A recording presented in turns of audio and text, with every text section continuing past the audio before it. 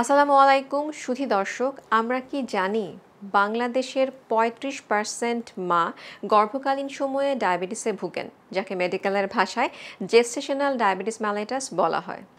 গর্ভধারণের ২৪ থেকে ২৮ সপ্তাহের মধ্যে একজন মায়ের জেস্টেশনাল ডায়াবেটিস মেলাইটাস হতে পারে। তাই অবশ্যই আমাদের সকল গর্ভবতী মায়েদের ব্লাড সুগার চেক করে জানতে হবে তিনি জেস্টেশনাল ডায়াবেটিস মেলাইটাসে ভুগছেন কিনা। আসুন আমরা জেস্টেশনাল ডায়াবেটিস মেলাইটাসে ভুগছে এমন মা কী ধরনের ঝুঁকিতে পড়তে পারেন সেই বিষয়গুলো জেনে নেই।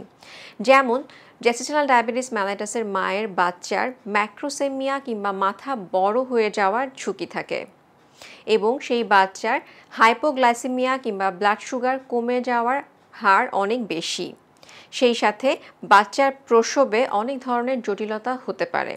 এবার আসুন আমরা মায়ের ক্ষেত্রে কী ধরনের জটিলতা হয়ে থাকে সেই বিষয়গুলো জেনে নেই। মায়ের ক্ষেত্রে সিজারিয়ান সেকশনের সম্ভাবনা বেড়ে যায়, প্রসবের জটিলতা হতে পারে।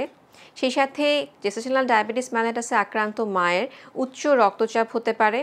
তিনি পরবর্তীকালে যদি গর্ভধারণ করেন সেই ক্ষেত্রে তার আবার জেস্টেশনাল ডায়াবেটিস মেলাইটাস হতে পারে এবং জেস্টেশনাল ডায়াবেটিস মেলাইটাসে আক্রান্ত মায়ের পরবর্তীকালে টাইপ 2 ডায়াবেটিস মেলাইটাসে আক্রান্ত হওয়ার সম্ভাবনা বেশি থাকে।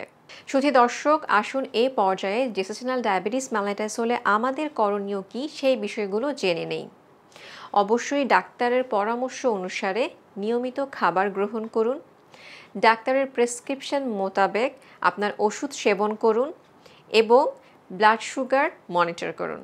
সুধী দর্শক, ন্যাশনাল এবং ইন্টারন্যাশনাল গাইডলাইন অনুসারে জেস্টেশনাল ডায়াবেটিস মেলাইটাসে আক্রান্ত মায়ের এবং বাচ্চার সুস্থতার জন্য দিনে 4 বার ব্লাড সুগার মনিটর করা হয়ে থাকে।